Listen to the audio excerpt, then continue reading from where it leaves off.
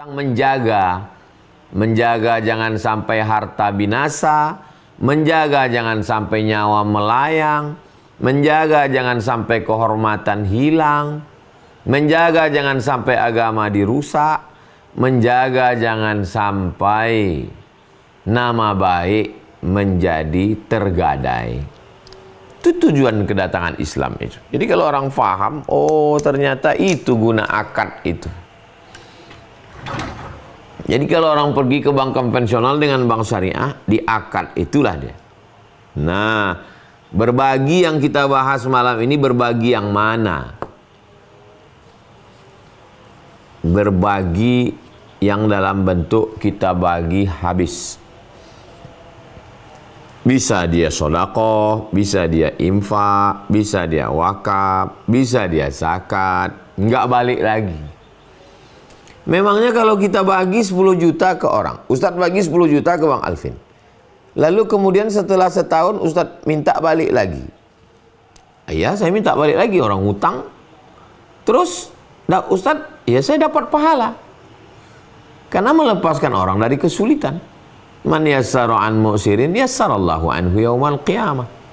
Siapa yang memudahkan urusan orang, dimudahkan Allah pula urusannya pada hari kiamat. Iya Pak Ustadz, tapi nggak ada bunganya. Terus kami dapat apa? Itulah beda orang Islam dengan orang kafir. Orang kafir, dia yang namanya untung itu kalau dalam bentuk materi, duit. Aku pinjam 100 ribu. Terus aku dapat apa? Kalau nggak ada bunga untuk apa kata dia? Nah dalam Islam ada namanya pahala, ada namanya akhirat, ada namanya barokah, ada namanya kebaikan, ada namanya kelapangan hati, ada namanya doa orang soleh. Nah itulah bedanya orang bertuhan dengan yang tidak bertuhan. Ini tentang berbagi. Yang kedua, keberkahan. Karena judulnya berbagi keberkahan. Berkah, orang Arab kalau menyebut tempat air kolam itu dinamanya birkah. Jadi asal kata berkah dengan birkah itu hurufnya sama, barokah, birkah, barokah. Saya punya tanah, Bang Alvin juga punya tanah. Sama tanah kami, sama-sama kami beli, sama-sama petak, sama-sama tanah kaplingan. Cuman bedanya tanah saya ada kolamnya. Tanah Bang Alvin nggak ada kolamnya. Turun hujan. Ketika turun hujan, tanah saya nampung air. Tanah Bang Alvin habis hujan, habis. Maka tanah saya itu disebut berkah ya, tanah Ustadz Somad ya. Kenapa? Karena orang datang ngambil air ke saya. Karena ada kolamnya. Oke, contoh kedua. Kami sama-sama punya tanah ini. Sama-sama beli tanah kaplingan. 25 meter kali 25. Tanggal belinya sama, jenis tanahnya sama. Tiba-tiba datang onta. Onta turun di tanah saya. Onta turun ke tanah itu bahasa Arabnya barokah. Barokah ya beruku. Datang onta turun ke tanah saya. Apa kata orang? Tanah Ustadz Somad itu barokah. Kenapa? Karena dia dapat onta. Dia dapat hewan tunggangan onta. Dia dapat bulu onta. Dia dapat kulit onta. Dia dapat susu onta. Dia dapat kencing onta. Dia dapat daging onta. Onta liar, nggak tahu siapa punya. Tiba-tiba datang ke tanah saya. Ya beruntung saya. Kalau bahasa Melayunya betuah. Oh lah betuahnya budak nih.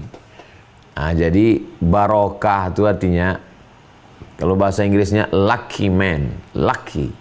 Memiliki keberuntungan. Barokah itu bisa turunnya. Ya barokah bisa kemana aja. Bisa turun ke orang. Qala inni abdullahi ataniyal kitaba wa ja'alani nabiyya wa ja'alani mubarakan aynama kuntu. Nabi Isa itu, Nabi Isa alaihissalam. Qala inni abdullah, aku adalah hamba Allah. Ataniyal kitab, aku diberi Injil.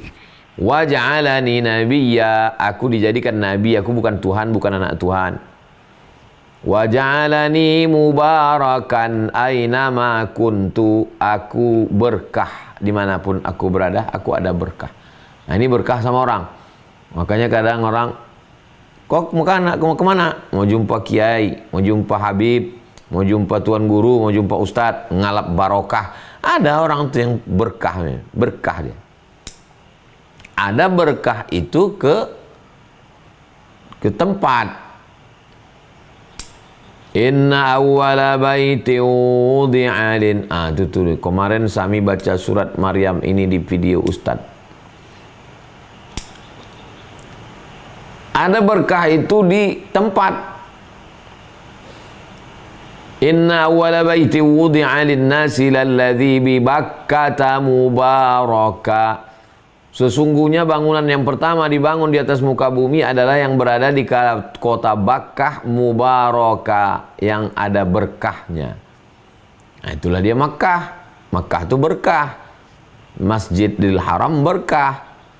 Ka'bah berkah. Berkah bisa pada orang, bisa pada tempat, bisa pada bulan. Itulah dia bulan Ramadan, bulan berkah. Barokah artinya ziyadatul khair, ada kelebihan kebaikan. Makanya yang selalu kita mintakan itu dalam hidup ini, ya barokah. Misalnya makan itu sama-sama sepiring, tapi sepiring kita barokah. Allahumma barik lana, berkah. Nikah itu minta barokah. Barakallahu lakuma wa baraka alaikuma wa jama'a bainakuma fi khair. Umur mabruk, alfa mabruk sebetulnya bukan mabruk, mubarak, baraka yubariku, mubarak, isim maf'ulnya mubarakun, diberkahi. Lahir anak barokah juga, barakallahu laka fil mauhub, semoga Allah memberikan berkah pada anakmu. Makanya kalau mendoakan orang, barik lana fi arzaqina, berikan berkah pada rezeki kami. Barik lana fi ahlina, berikan berkah pada pasangan hidup kami. Barik lana fi auladina, berikan berkah pada anak-anak kami. Barik lana fi buyutina, berikan berkah pada rumah kami. Barik lana fi kulli ma ataitana, berikan berkah pada semua yang kau karuniakan kepada kami. Maksudnya apa? Ziyadatul khair, ada tambahan kebaikan. Udah jelas ngajinya, judulnya mesti jelas dulu, berbagi dalam keberkahan. Bagi-bagi berkah. Berkah apa yang mau kita bagi? Ya berkah ilmu, berkah amal, berkah duit, berkah rezeki. Sekarang masuk ke pembahasan yang ketiga. Amal itu biasanya dinilai dari tingkat kerumitan, kesulitan, kepayahan, kejelimetan, keribetannya. Itu dinilai. Kenapa sholat tahajud dengan sholat maghrib? Maghrib wajib, tahajud tak wajib. Tapi ketika disebutkan tentang apakah doa yang paling afdal ya Rasulullah, kata Nabi, fi jawfil lail tahajud. Dan tahajud disebut dalam Quran, wa minal laili fatahajjad, dari sebagian malam maka lawanlah kantukmu, tahajjud. Selalu amal itu yang dilihat adalah kadar kesulitan, keribetan, kepayahan, kejelimetan, dan dia bertolak belakang. Maksud saya bertolak belakang begini, jam 2 malam itu kan paling enak tidur. Nah, yang bertolak belakang dengan tidur itu apa? Berdiri, mandi, wudhu, bangun, tidur. Maka itulah amal yang paling afdal. Amal yang paling afdal jam 2 malam adalah bangun tidur. Karena itu yang paling berat. Nah, setelah kita paham konsep ini, bulan Ramadan itu kan lapar, nahan makan, nahan minum, nahan duit, nahan nafsu. Apa amal yang paling besar? Yang paling besar adalah ngasih makan. Bertolak belakang dari bulannya. Bulannya nahan makan. Amal yang paling bagus ngasih makan. Nah, baru ketemu titiknya. Jadi yang dimaksud dengan berbagi dalam keberkahan itu adalah ngasih makan. Karena waktu itu orang nahan makan, kita ngasih makan. Tapi ngasih makannya jangan siang. Ngasih makannya waktu buka puasa. Man fattara shaiman, siapa yang sanggup ngasih buka puasa pada orang yang berpuasa, kana lahu mithlu ajri shaim, dia dapat pahala seperti orang yang berpuasa. Jadi Nabi itu kalau mau ngasih contoh yang simpel-simpel aja dulu. Ngasih baju nanti, ngasih baju nanti. Ngasih uang sekolah nanti. Jangan cerita itu dulu. Bapak Ibu sekalian, kasih baju, kasih uang sekolah itu berat. Orang udah naik dulu asam lambung orang kalau udah cerita yang berat-berat. Ceritanya ringan dulu, kasih makan aja dulu. Kenapa kita kasih makan? Ya karena kita makan waktu maghrib. Allahu Akbar, Allahu Akbar. Kita kan makan. Ayo kita kasih makan. Gimana lah Pak Ustadz? Saya bukanya pecel lele. Bagi 2. Pecel lele sebungkus. Lelenya 1 ekor, kecil pula. Potong. Bagi 2. Kan itu kata Nabi SAW kepada Sayyidatuna Aisyah. Ittaqin nar. Jaga dirimu dari api neraka walau bisyiqqi tamrah, walaupun sebelah kurma. Kurmanya sebiji. Belah 2. Sebelah ke mulut kita, sebelah ke mulut dia. Makan itu tujuannya mau apa? Mau kenyang. Kenyang itu datangnya dari mana? Dari Allah. Ada orang makan 2 piring tak kenyang, ada orang makan sedikit kenyang. Yang penting itu makannya atau kenyangnya? Kenyangnya.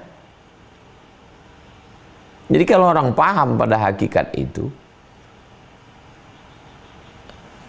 cemana nih kita nggak bisa bagi banyak-banyak karena piring pun nggak ada. Ya udahlah kita tumpahkan aja sini. Tumpahkan. Duduk keliling kita makan. Itulah kami dulu waktu di Mesir, waktu pergi umroh, waktu pergi haji, beli nasi 2 bungkus, bergelar, kresek, plastik, tumpahkan, makan. Nggak tahu kita entah berapa suap kita. Kalau pakai piring ini, tahu kita ngambil. Kita sendok nasi. Tengok piring kawan. Kalau sedang makan beramai gitu, nggak tahu kita entah suap. Tiba-tiba udah kenyang aja kita. Makan 2-3 kali. Itulah yang namanya barokah itu. Suka saya makan piring-piring sama-sama itu. Nah, itu kunci daripada segala ibadah itu adalah cari yang berlawanan. Malam tidur, lawannya bangun. Bangun. Puasa, nahan makan. Lawan dari nahan makan, ngasih makan. Kasih makan. Maka kalau dapat kita jurus itu, kita akan mendapatkan keberkahan-keberkahan. Lalu kemudian yang keempat, setelah kita tahu apa itu makna berbagi dan macam-macamnya, tahu kita makna berkah, dan tahu pula kita kuncinya, tips untuk beribadah ini. Lalu kemudian pembahasan yang keempat adalah dari mana kita mulai? Mulai dari yang kecil-kecil dulu. Yang simpel-simpel, yang sikit-sikit. Jadi kalau masak kolak 4 mangkok, suami, istri, anak 2, ya masak 6 mangkok. Yang 2 mangkok kirim ke masjid. Masak soto 4 mangkok, masak 5 mangkok. Yang 5 bagi ke fakir miskin, anak yatim. Kalau setiap rumah begitu cara berfikirnya, yang dari sini 1 mangkok kolak, ini 1 mangkok, ini 1 mangkok, rumah anak yatim dapat itu. Yang masalah itu kan cara berpikir kita, usahlah dibuat, dia udah dapat itu dari rumah si Anu. Itu yang merusak itu. Jadi cara berpikir kita, mindset kita, aku mesti buat petang ini, semangkok pun jadilah. Yang kelima, biasakan untuk mengeluarkan yang wajib-wajib itu di bulan Ramadan. Saya memang dari dulu, dari sejak pulang dari Maroko, zakat itu memang saya keluarkan beberapa saat sebelum Ramadan dan di dalam Ramadan. Kenapa saya pilih Ramadan? Pertimbangan saya 3. Yang pertama, ada saudara-saudara kita pekerja berat, tak sanggup dia kerja kalau di bulan Ramadan. Tapi kalau kita kasih zakat itu, dia bisa cuti, bisa dia puasa sama kita. Yang kedua, dapat barokah Ramadan yang tidak ada di bulan luar Ramadan.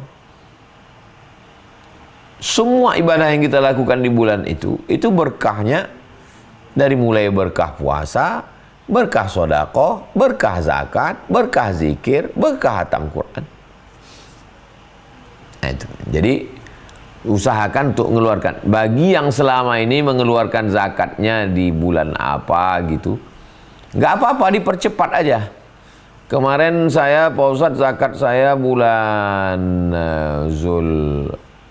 bulan Muharram, Safar, Rabiul Awal, Rabiul Akhir, Jumadil Awal, Jumadil Akhir, Rajab, Sya'ban, Ramadan. Baru 8 bulan. Keluarkan aja.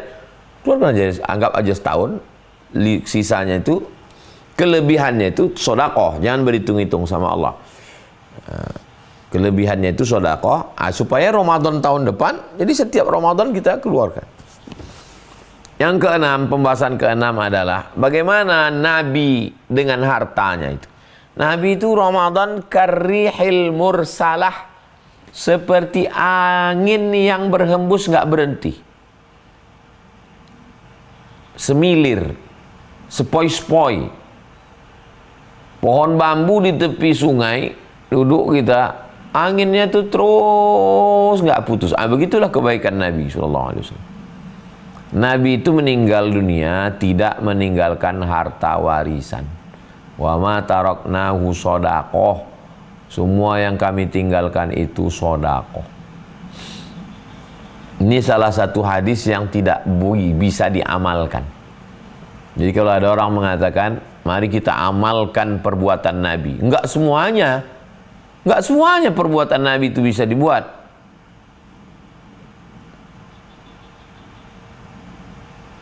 Nabi berpesan, kalau saya meninggal, kuburkan saya di kamar saya. Cobalah buat itu. Coba buat pesan. Aku kalau meninggal, tolong kuburkan aku di kamar ini. Enggak bisa. Nah, termasuklah tentang meninggal, tidak meninggalkan warisan. Kita tidak disuruh begitu. Itu untuk Nabi itu. Kalau kita, mesti ada yang kita tinggalkan ke ahli waris. Enggak boleh datang kita ke masjid, lalu kita bilang, Pak pengurus, ambil semua hartaku. Enggak boleh. Nabi melarang. Datang seorang, ya Rasulullah, ambillah semua hartaku. Kata Nabi, enggak boleh. Kalau enggak mau engkau semua, asyatru setengah. La, kata Nabi, asyatru setengah pun Nabi tak mau. Kalau enggak mau setengah, al-thuluthu, sepertiga lah ya Rasulullah. Sepertiga boleh. Nah, itu maka batas maksimal wasiat itu paling banyak sepertiga. Jadi kalau ada keluarga bapak ibu berwasiat dia, setengah hartaku untuk masjid, yang jatuh itu hanya sepertiga, 2/3 tetap dibagi ke ahli waris. Apa alasannya? Antada'a warathataka aghniya. Kau tinggalkan ahli warismu dalam keadaan mampu, mapan secara finansial ekonomi, khairun, lebih baik. Min antada'ahum 'allatan, daripada kau tinggalkan mereka dalam keadaan miskin, susah, melarat, yatakaffafuna 'alan nas, minta-minta ngemis sama orang lain. Enggak boleh. Ya, ini kalau cerita tentang Nabi. Yang terakhir, yang ketujuh, bagaimana dengan sahabat Nabi? Turun ayat, lan tanalul birra hatta tunfiqu mimma tuhibbun. Kamu tidak akan mendapatkan kebaikan sebelum kamu memberikan harta yang paling kamu sayangi. Berbondong-bondong sahabat itu datang menjumpai Nabi SAW. Ya Rasulullah, saya punya tanah di Khaybar. Itulah tanah yang paling saya suka. Rupanya Khaybar itu tanah paling subur sampai sekarang. penghasil kurma. Ambillah, itu yang paling saya sayang. Datang lagi sahabat Nabi. Saya dapat pembagian seorang budak hamba sahaya berambut pirang bermata biru. Maka saya bebaskan dia, tidak lagi jadi budak. Berlomba-lomba mereka untuk memberikan apa yang paling mereka sayang, paling berharga bagi diri. Turun ayat, in tuqridullaha qardan hasanan fayudha'ifahu lahu ad'afan katsirah. Kalau engkau berikan pinjaman kepada Allah, maka Allah melipat gandakannya. Datang sahabat Nabi, apakah Allah perlu pinjaman? Kata Nabi, Allah Maha Kaya, dia tak perlu pinjaman. Tapi kalau mau menolong agama Allah ini, maka dia berikan 600 batang pokok kurma. Abu Dihdah namanya. 600 batang pokok kurma, ambillah. 600 batang pokok sawit itu 4 hektar. Karena 300 batang 2 hektar. 600 batang 4 hektar. 1 hektar sawit sekarang 150 juta. 4 hektar 600 juta. 600 juta harga sawit sekilo 3.000.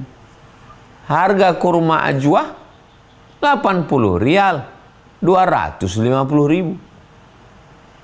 Bayangkanlah itu berapa miliar 4 hektar itu. 600 batang, ambillah semua ya Rasul.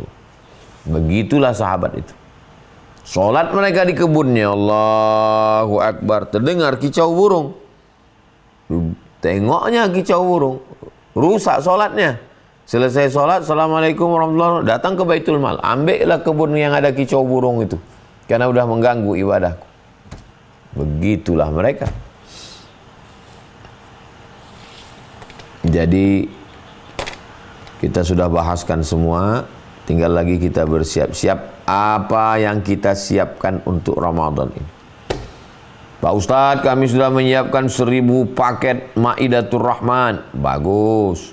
Kami sudah menyiapkan untuk buka bersama. Bagus. Berbagi dalam keberkahan. Saya kembalikan ke Bang Alvin. Sebagaimana biasa, kita lanjutkan dalam dialog interaktif. Terima kasih. Wassalamualaikum. Ustadz bisa langsung bertanya sama Ustadz ini. Amin. Saya sudah beberapa kali, alhamdulillah Allah kasih kesempatan malam ini. Ini Ustadz, saya ingin bertanya Ustadz tentang bersalaman Ustadz. Saya itu kan kalau bersalaman sama suami itu Ustadz 3 kali cium bagian atas dan 3 kali cium bagian bawah Ustadz. Itu tuh kayak mana hukumnya Ustadz? Kan baik selesai sholat atau dia mau berangkat kerja, saya selalunya seperti itu Ustadz. Ada yang bilang katanya terlalu berlebihan. Jadi saya ingin lebih dapat penjelasan dari Ustadz langsung kayak gitu Ustadz. Terima kasih Ustadz.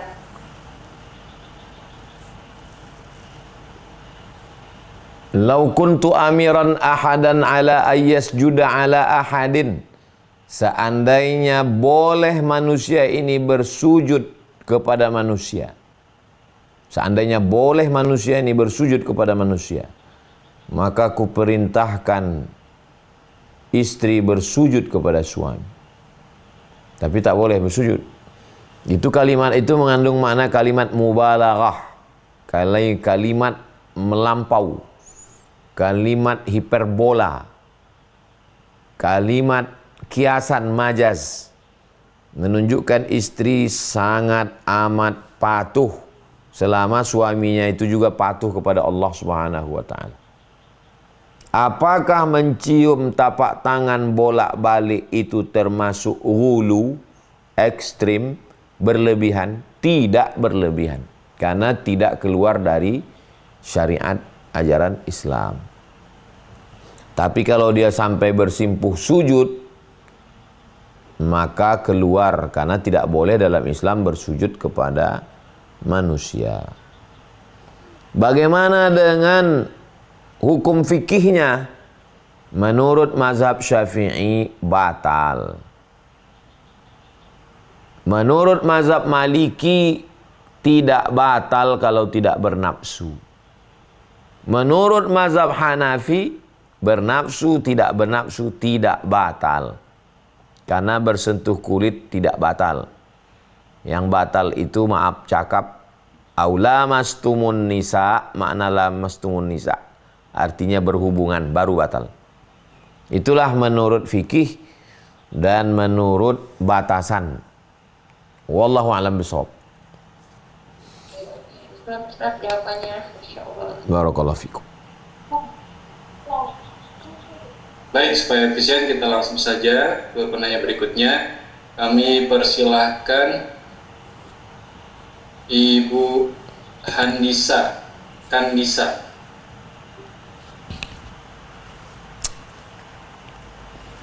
Ya, Assalamualaikum warahmatullahi wabarakatuh. Waalaikumsalam. Terima kasih Ustadz atas kesempatannya. Terima kasih Mas Afin untuk kesempatannya. Saya izin bertanya Ustadz. Selama ini saya dan suami itu melaksanakan zakat Ustadz itu di tiap bulan. Ini mohon maaf karena mungkin keterbatasan ilmu saya juga Ustadz. Jadi setiap penghasilan saya dan suami itu dikeluarkan zakatnya tiap bulan. Sedangkan kami akadkan gitu Ustadz di tiap bulan. Sedangkan kan menurut yang seharusnya itu mencapai nasabnya sampai dengan 1 tahun. Tadi Ustadz sudah sampaikan. Mohon penjelasan Ustadz bagaimana hukumnya Ustadz, dan apakah karena zakat ini kan wajib Ustadz, apa saya mempunyai kewajiban kembali pada tiap tahunnya untuk membayarkan kembali Ustadz, karena saya khawatir apa yang saya tidak melaksanakan kewajiban, sedangkan di tiap bulan saya keluarkan ini saya akadkan untuk berzakat. Saya mohon penjelasan Ustadz. Terima kasih. Assalamualaikum warahmatullahi wabarakatuh. Waalaikumsalam. Ibu mengeluarkan zakat setiap bulan, itu namanya ta'jiluz zakah qabla awaniha. Menyegerakan zakat sebelum waktunya. Menyegerakan zakat, mempercepat zakat sebelum waktunya. Apa hukumnya? Hukum menyegerakan zakat sebelum waktunya, hukumnya boleh. Jadi kalau sudah dibayarkan di awal, nanti tidak perlu dibayar lagi di akhir, karena sudah didahulukan, dipercepat, disegerakan. Sebetulnya zakat itu baru wajib 1 Muharram 1447. 1 Muharram 1447 nanti baru wajib. Tapi ibu keluarkan 1 Muharram 1446 kemarin. 1 Muharram keluarkan. 1 Safar keluarkan. 1 Rabiul Awal keluarkan. 1 Rabiul Akhir keluarkan. 1 Rajab keluarkan, 1 Sa'ban keluarkan. Sehingga nanti begitu 1 Rabiul Awal 1447, ibu tidak keluarkan lagi. Karena zakat setahun hanya wajib sekali. Tidak keluarkan lagi karena sudah dikeluarkan duluan. Dah, zakat ibu yang dari 1 Muharram 1446 ke 1 Muharram 1447 sudah dikeluarkan 1 kali. Sudah habis, selesai. Ternyata ibu punya tabungan. Sudah bayar listrik, bayar air, bayar sekolah anak, segala macam, sudah semua. Ibu ternyata nyimpan punya tabungan. Ada 1 rekening khusus di bank syariah.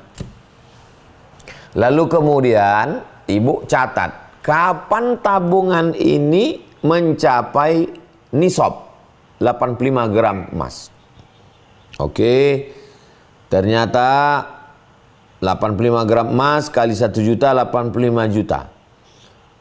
Catat, mencapai 85 juta pada bulan Sya'ban. 1 Sya'ban. Pas 1 Sya'ban 1446 mencapai 85 gram. Ingat, catat di kalender. 1 Sya'ban 1446 mencapai 85.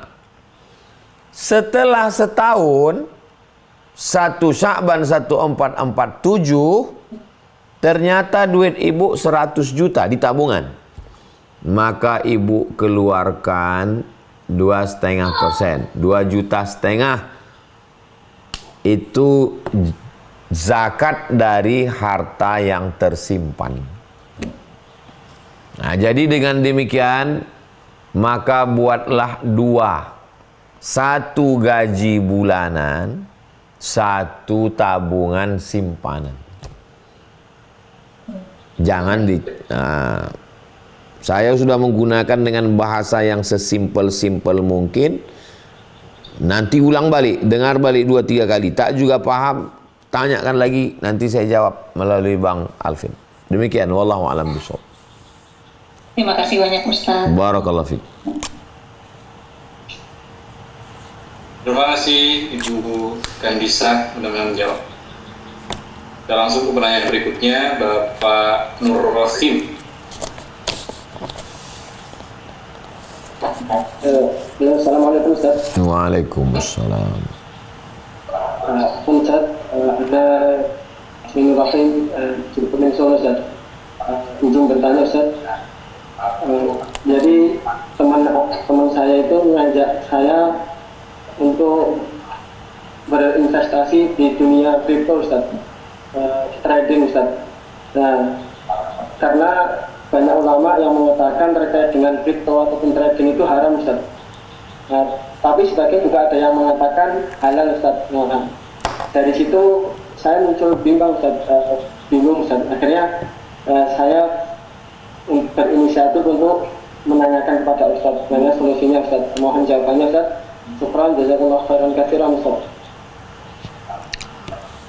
Yang menyebabkan dia haram ada 3. Yang pertama gharar, gambling, ketidakjelasan. Yang kedua zulm, aniaya. Yang ketiga ghish, tipu. Suatu akad apapun namanya, mau trading, mau kripto, apapun namanya, kalau dia mengandung 3 unsur atau 2 unsur atau 1 unsur atau zalim saja atau ghish saja atau gharar saja, maka dia haram. Jangan lagi pakai. Carilah investasi yang halal, yang syar'i supaya barokah. Demikian, wallahu a'lam bishawab. Baik, jelas ya, Bapak Nur Rahim mudah-mudahan menjawab ya. Kita langsung ke penanya berikutnya, Bapak Ismail.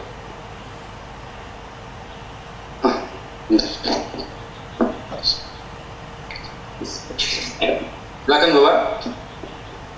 Bismillahirrahmanirrahim. Assalamualaikum Bang Alfian, Pak Ustadz. Waalaikumsalam. Pak Ustadz, guru kita, alhamdulillah. Ini saya mau bertanya nih Ustadz. Ini saya ada cerita sedikit. Ada 7 orang bersaudara. Jadi 6 orang yang bersaudara ini, dia ini hidupnya mapan-mapan.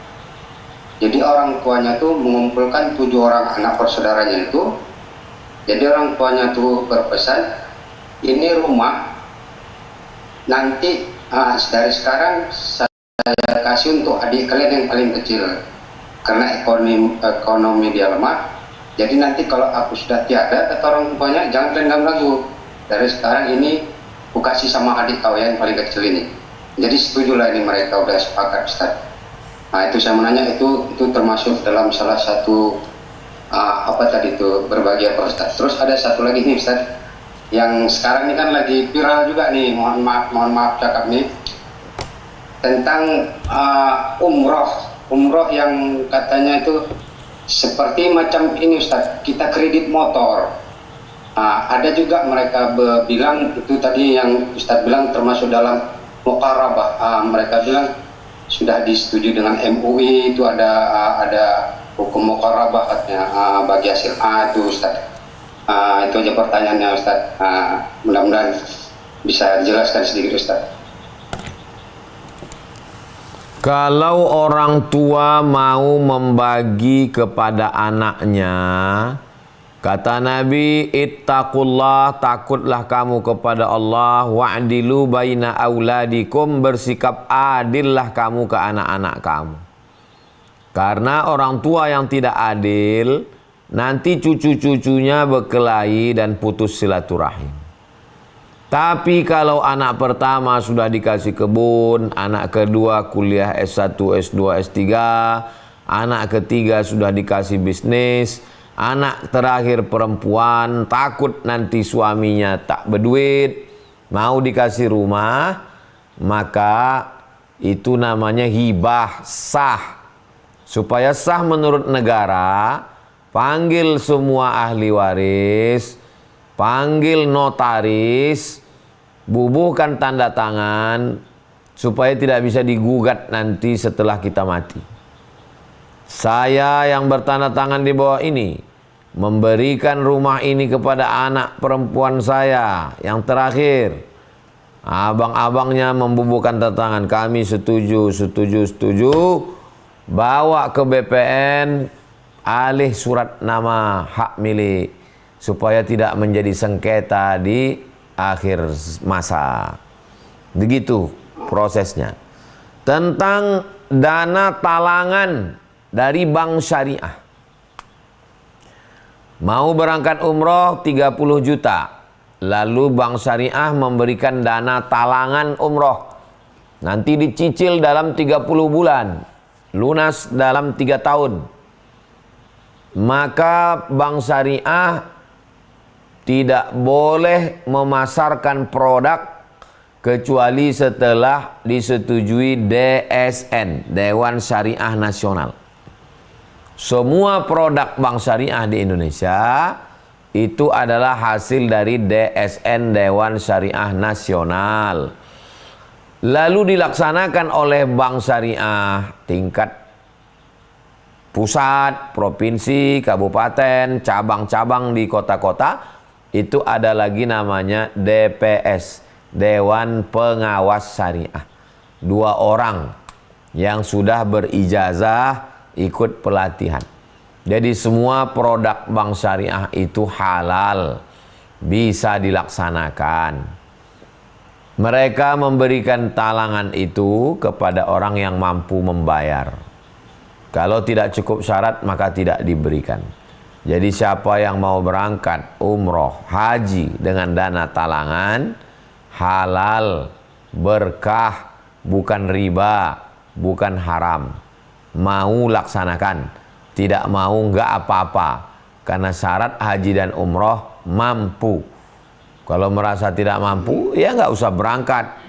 Karena ibadah bukan cuma haji dan umroh, banyak ibadah lain. Sholat subuh berjamaah, duduk berzikir mengingat Allah sampai terbit matahari, sholat sunat isyraq 2 rakaat, pahalanya macam haji dan umrah. La yukallifullahu nafsan illa wus'aha. Allah tidak membebani orang lebih dari kemampuannya. Demikian, wallahu a'lam bishawab. Alhamdulillah. Nah, terima kasih Ustaz Bang Alvin, terima kasih. Assalamualaikum warahmatullahi wabarakatuh. Waalaikumsalam. Baik, terima kasih. Kita lanjut ke penanya berikutnya untuk Ibu Del. Silakan dibuka mic-nya. Ya, Assalamualaikum Pak Ustadz. Waalaikumsalam. Ya, saya mau tanya. Jadi kami ini kan punya saudara janda 2 anak yatim. Jadi selama ini kami membantu pendidikan dan sehari-harinya. Dan alhamdulillah sekarang beliau ini sudah menikah. Kemudian hartanya juga alhamdulillah berkecukupan. Jadi kami sudah tidak membantu lagi. Walaupun membantu jadi tidak sebanyak yang sebelumnya.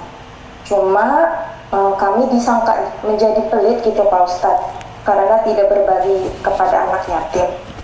Jadi saya tanya bagaimana cara sedekah yang seharusnya kepada anak yatim itu. Kemudian yang kedua tentang warisan.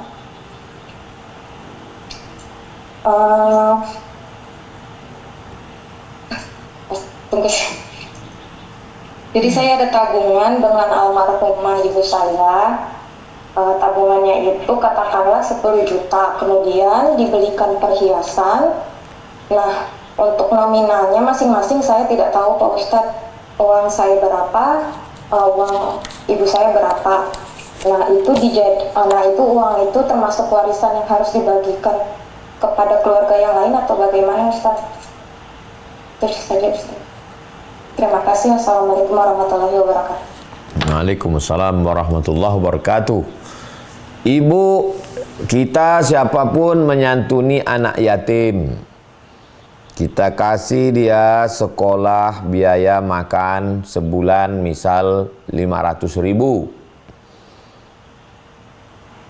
Siapa anak yatim itu?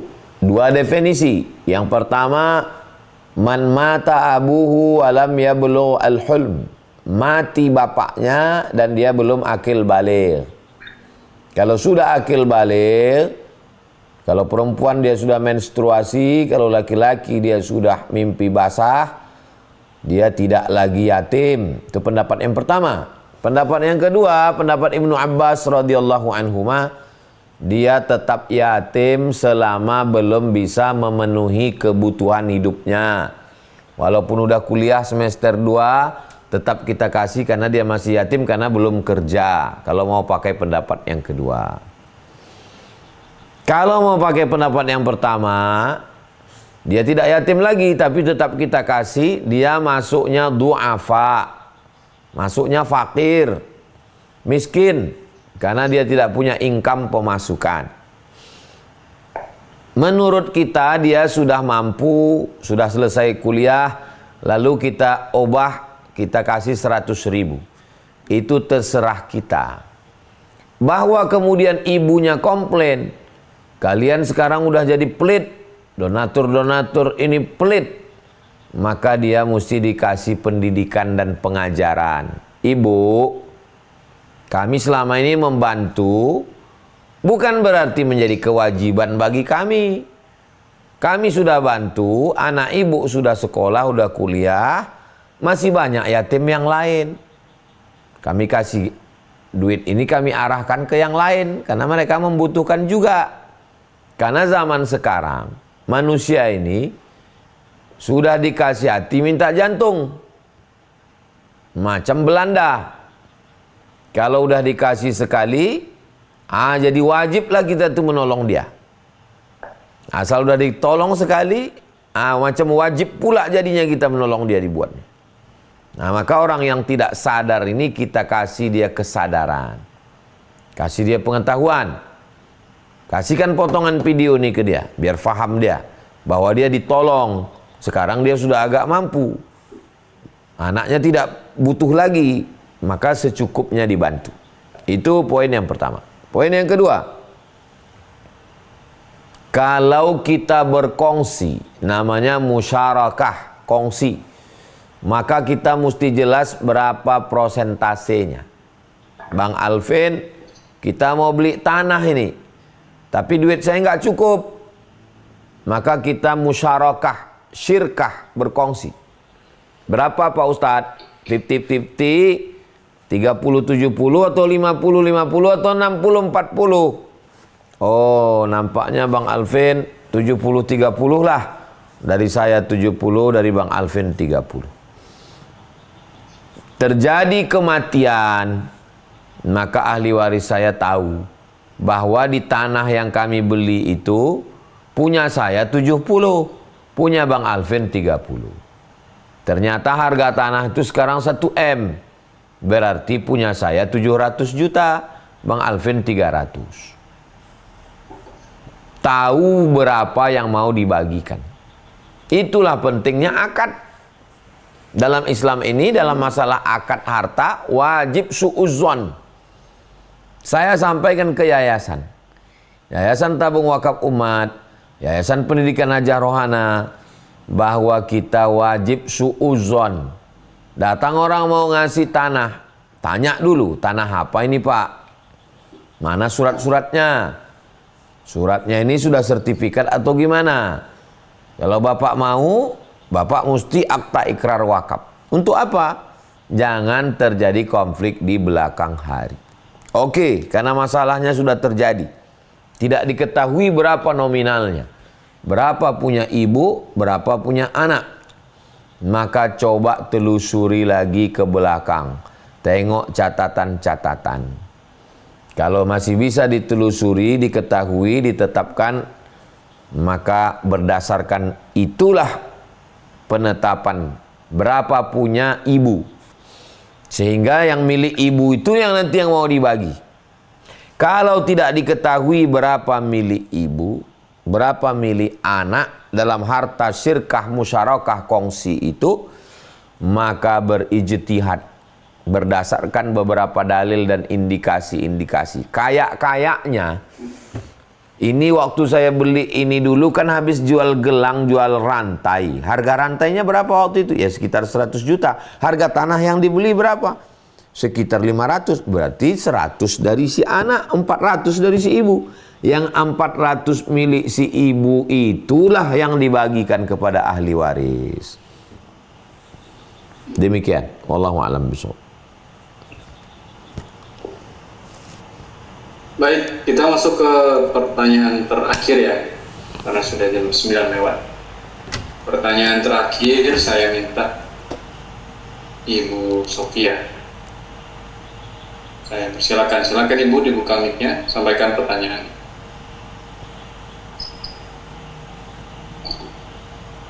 Oke, syukur maafin. Assalamualaikum warahmatullahi wabarakatuh.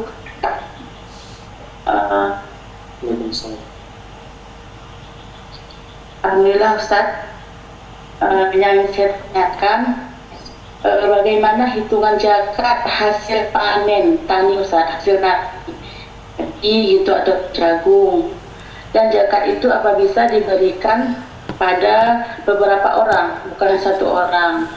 Terus apabila kita menyewa lahan, itu gimana juga Ustaz hitungan zakatnya? Apakah sewa dikeluarkan modal?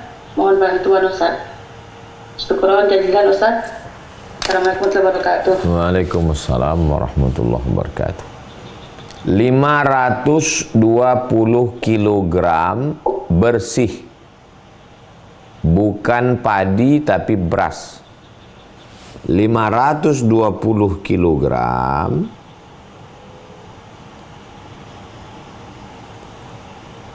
kali berapa harga beras sekarang, keluar hasil 520 itu yang dijadi patokan, kali berapa harga beras sekarang, keluar hasilnya, lalu yang dikeluarkan adalah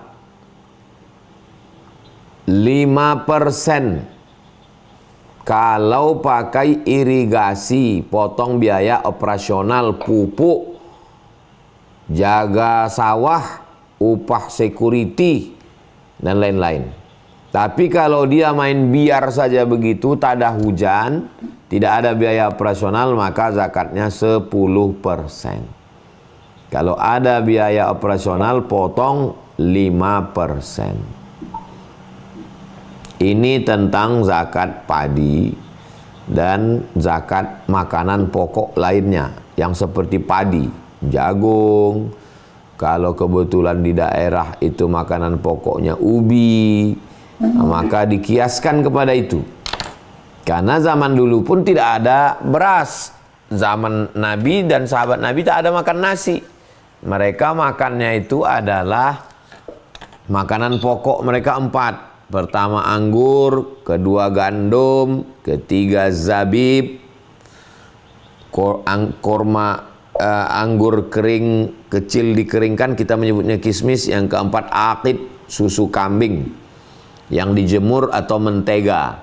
Nah, jadi dikiaskanlah kepada semua makanan pokok di tempat kita, padi, beras, jagung, mencapai 520 kilo atau mencapai harganya kali harga beras dikeluarkan 5%, yang pakai biaya operasional 10%, yang tidak operasional. Lalu kemudian kalau tanahnya itu sewa, maka dikeluarkan lagi sewa lahan. Karena yang tadi ini milik pribadi, milkut tam, kepemilikannya penuh. Nah, maka dikeluarkanlah zakatnya. Apakah zakat itu boleh kepada satu orang atau boleh dibagi kepada banyak orang? Semakin banyak manfaatnya semakin bagus. Misalnya zakatnya 1 juta, kita kasih 1 orang. Karena memang di kampung itu dialah yang paling miskin, bagus. Tapi kalau di kampung itu banyak, bagus dibagi kepada 10 orang. 100.000, 100.000, 100.000, 100.000. Dibagi dalam bentuk beras, bagus. Kalau dikasih dalam bentuk uang, boleh. Kalau menurut kita dikasih uang, orang ini nanti akan beli paket, main judi slot, maka dikasih makanan pokok supaya tidak dibelikannya ke macam-macam. Demikian Ibu, wallahu a'lam bishawab.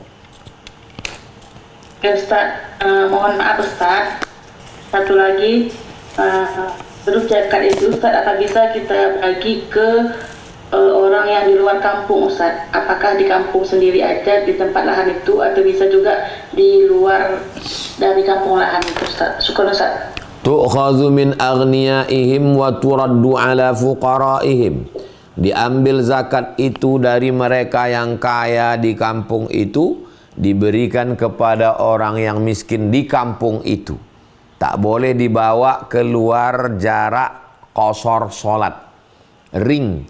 Jadi kalau di kampung ini sudah dapat semuanya, sudah muzakki semuanya, sudah mampu, tak ada lagi fakir miskin, barulah boleh dibawa keluar.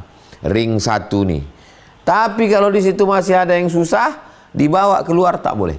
Jadi habiskan dulu di daerah situ, barulah boleh dibawa keluar sesuai dengan ringnya, ring.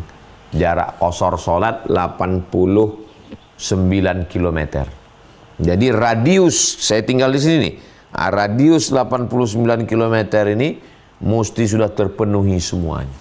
Barulah boleh dibawa ke tempat yang lain. Demikian Ibu, wallahu a'lam bishawab. Baik, terima kasih Bunda Sofi yang menjawab pertanyaannya. Masya Allah, luar biasa pembahasan malam hari ini menyadarkan kita tentang pentingnya syariat berbagi, Bapak Ibu ya.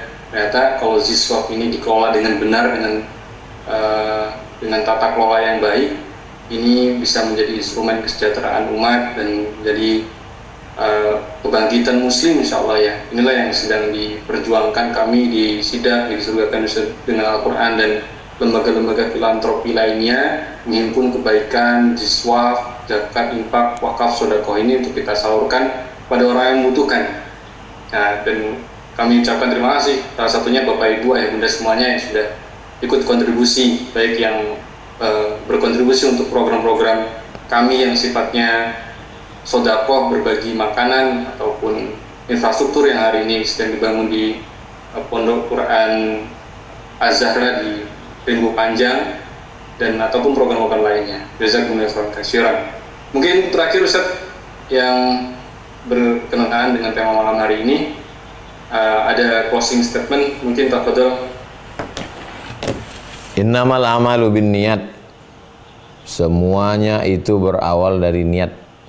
Niat saja kita mau buat baik di Sya'ban, Rajab, Sya'ban, Ramadan. Mudah-mudahan dibukakan Allah pintu rezeki. Kalau tercapai, sampai amalnya. Kalau tak tercapai, niatnya sudah dapat. Kadang niat lebih baik daripada amal. Karena kalau amal dirusak oleh riak. Tapi kalau niat, saya akan buat begini, catat supaya kita jangan bohong, jangan tipu, jangan dusta. Lalu kemudian kita buat program. Nanti saya akan buat program makan Kami sudah melaksanakan Maidatur Rahman ini tahun ke 2020, 2021, 2, 3, 4, 5. Ini tahun kelima. Maidatur Rahman buka bersama, puncaknya 1000 paket. Yang di luar puncak itu ada 100 paket, 200 paket.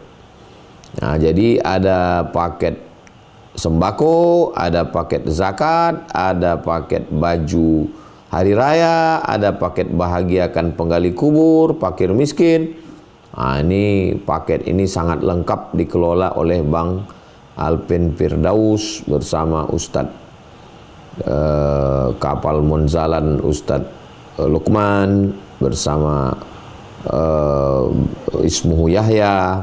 Jadi terpercaya, programnya sudah terlaksana. Mari kita support program ini. Mudah-mudahan Allah Subhanahu wa taala membukakan pintu kebaikan. Itulah yang sesungguhnya harta punya kita, itulah dia. Adapun yang lain-lain ini punya orang. Makanya kata Nabi, kamu lebih mau mengurus harta orang daripada harta kamu. Lalu sahabat terkejut. Kok kami ngurus harta orang ya Rasulullah? Iya, yang kamu urus itu harta orang. Harta anak kamu, harta bini kamu.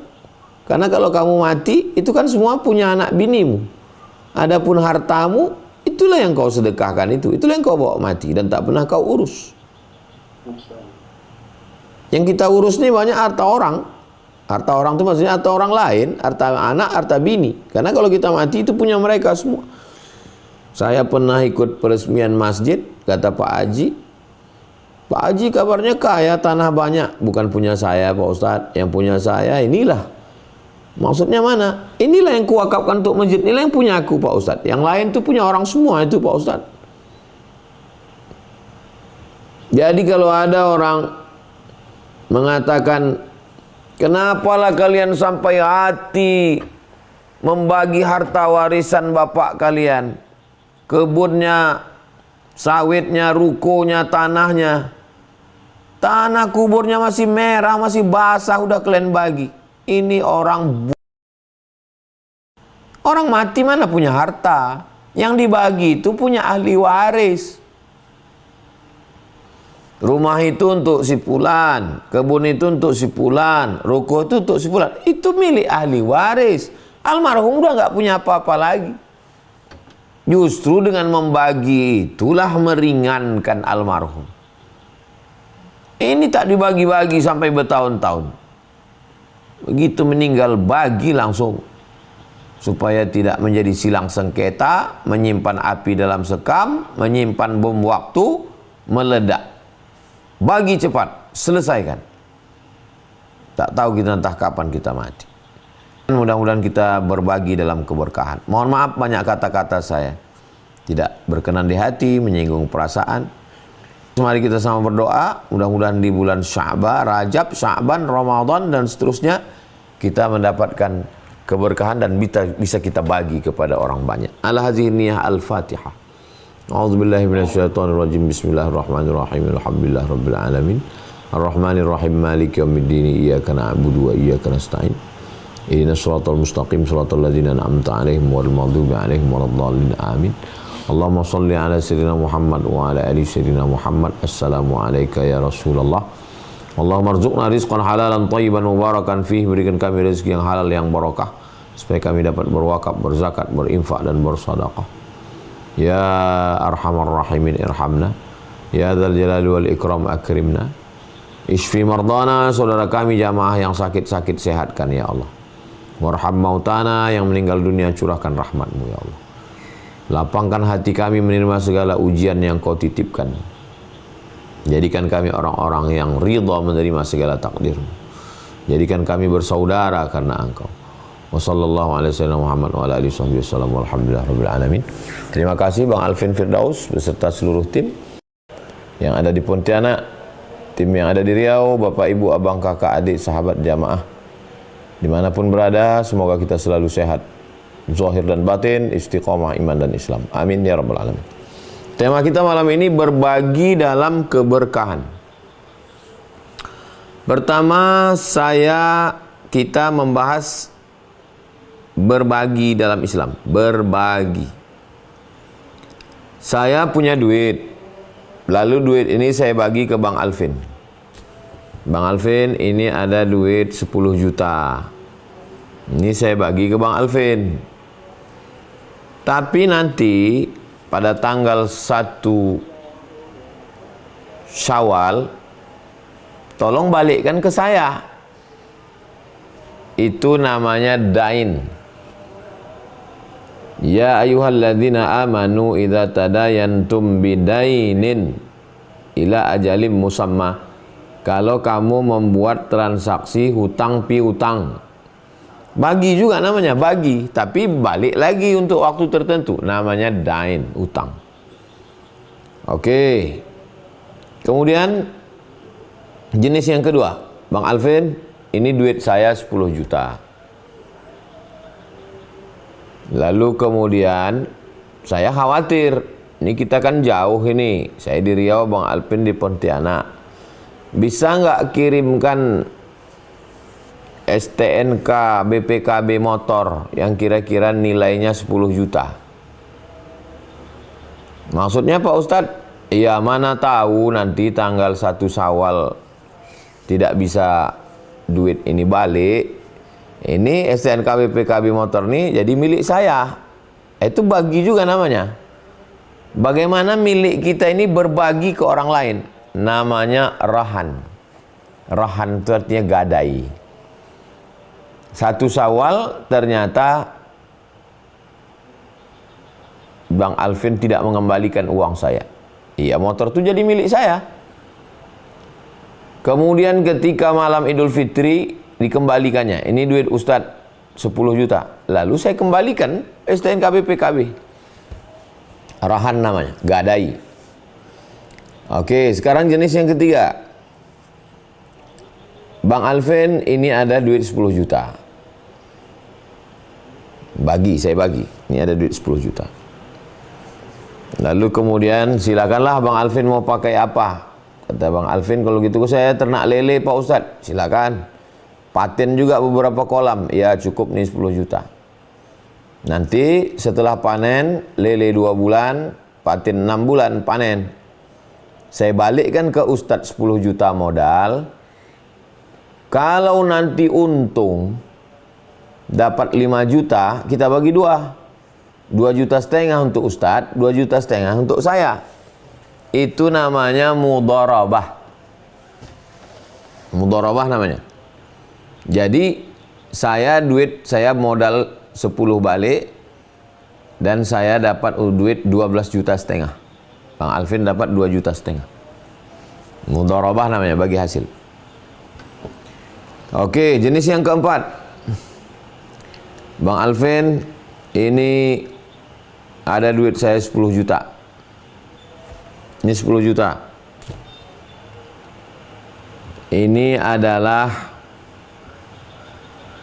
kewajiban saya tahun ini. Kebetulan duit saya ada 400 juta. 100 jutanya kan 2,5 juta. 200 juta 5 juta. 300 juta 7,5 juta. 400 juta 10 juta. Ah, ini 10 juta ambillah untuk Bang Alvin. Itu namanya zakat. Bang Alvin tidak perlu mengembalikan lagi. Dan tidak perlu merasa berutang dan berutang budi ke saya. Karena itu memang wajib saya keluarkan. Itu memang hak Bang Alvin. Itu jenis yang ke-5. Sekarang jenis yang ke-6. Pokoknya nilainya 10 juta terus, biar mudah ingatnya. Bang Alvin, ini ada duit 10 juta. 10 juta. Tolong Bang Alvin belikan pembebasan tanah masjid Kapal Munzalan yang baru di Kota Anu. Kalau 10 juta ini kira-kira dapat berapa? Dapat 10 meter Pak Ustadz, karena semeternya 1 juta. Oh, ambillah 10 juta ini, belikan 10 meter. Itu namanya wakaf. Berbagi juga namanya. Dain, rahan, mudharabah, zakat, wakaf. Berikutnya yang ke-6. Bang Alvin, ini 10 juta. Ini 10 juta saya kasih ke Bang Alvin, ambillah, pakailah, manfaatkanlah. Sekarang sudah jadi milik Bang Alvin. Hibah namanya.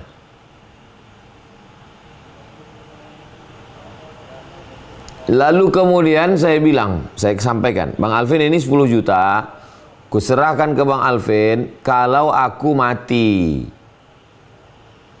Wasiat namanya. Nunggu saya mati. Selama saya tak mati, duit itu tak berpindah ke Bang Alvin. Kalau berpindah masih hidup, hibah namanya. Berpindah nunggu mati, wasiat namanya. Yang nerima wasiat lebih dulu mati, batal wasiatnya. Nah. Lalu kemudian saya kasih 10 juta. Bang Alvin, ini 10 juta. Pakailah untuk apa-apa macam keperluan. Infak namanya. Lalu kemudian saya, Bang Alvin, tak bisa saya ngasih duit 10 juta. Tapi kalau ada yang bisa saya bantu, saya tolong. Sodakoh namanya. Menggerakkan tulang-tulang badan, sendi, menarik pipi kiri, pipi kanan sehingga terjadi yang namanya senyuman, itu sodakoh namanya. Dain, hutang, rahan, gadai, mudharabah bagi hasil, zakat, wajib, wakaf, hibah, wasiat, infak, sodakoh. Bagaimana cara membedakannya? Duitnya 10 juta semua. Bagaimana cara kami membedakan bahwa yang Ustadz kasih ini dain, rahan, mudharabah, zakat, wakaf, hibah, wasiat, infak, sodakoh? Cara membedakannya ada pada akad. Nah, itulah maka dalam Islam itu yang terpenting itu adalah akad. Makanya kalau kita dikasih orang duit, tanya dulu, ini akadnya apa? Itu kita nanyakan, akad itu bukan resek. Yang ditanya nggak perlu tersinggung, yang nanya nggak perlu nggak enak hati. Ustadz Somad, ini ada duit, apa akadnya Pak? Kalau dia ngaji, dia nggak tersinggung. Karena silap-silap akad kita makan haram. Ustadz, ini ada duit, apa akadnya Pak? Ini duit, ini rencana saya untuk bangun kelas Pak Ustadz. Oh, kalau gitu akadnya wakaf ya. Ya, masuknya ke rekening ini rekening wakaf. Ini ada duit Pak Ustadz. Apa ini Pak?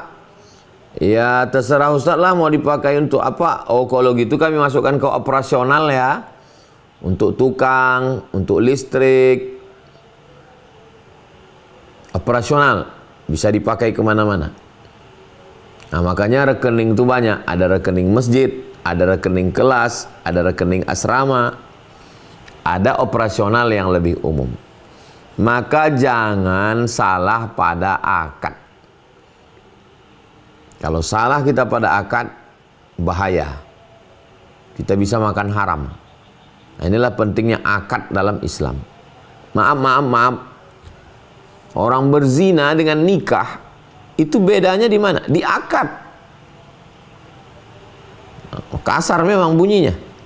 Masa Ustadz sama kan orang nikah dengan orang berzina? Loh, bukan masalah sama tak sama. Di akadnya. Coba tengok bule-bule kumpul kebo. Tinggal satu rumah. Ada anaknya, ada istrinya. Tinggal mereka di rumah. Lalu apa masalah mereka? Tidak ada akadnya. Nah, itu bedanya. Bagaimana akad terwujud? Ada mempelai laki-laki, ada mempelai perempuan, ada wali, ada mahar, ada 2 saksi, ada ijab, ada qabul, baru terwujud akad. Kenapa mesti ada akad dalam Islam?